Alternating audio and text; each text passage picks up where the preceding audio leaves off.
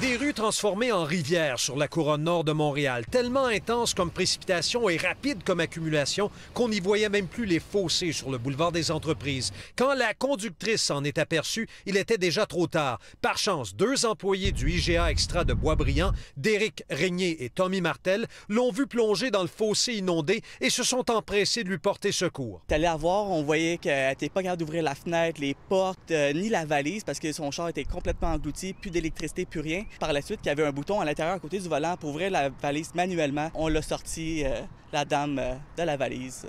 Puis elle était un petit peu stressée, mais écoute, on pense à ça, il faut sauver des vies, puis on ne faut pas la laisser se noyer. Non loin du IGA, dans le quartier résidentiel voisin de Sainte-Thérèse, le cauchemar s'est répété pour des dizaines de résidents qui avaient vécu des inondations majeures en août 2024, notamment sur la rue Belle-Île, près de l'autoroute 640. À l'extérieur de la maison, j'avais de l'eau vraiment quasi jusqu'aux genoux, mais à l'intérieur de la maison, c'était jusqu'à la cheville à peu près. Monsieur Denis avait remplacé sa porte de garage par une porte plus résistante, un véritable bouclier qui a limité les dégâts dimanche. Cette année, c'est une porte neuve. J'ai fait un système de barricade pour empêcher la pression d'eau de défoncer la porte. Son voisin de la rue Blanchard est passé en 5e vitesse pour contrer le torrent. Ça coulait autant qu'un tuyau de 2 pouces à l'intérieur.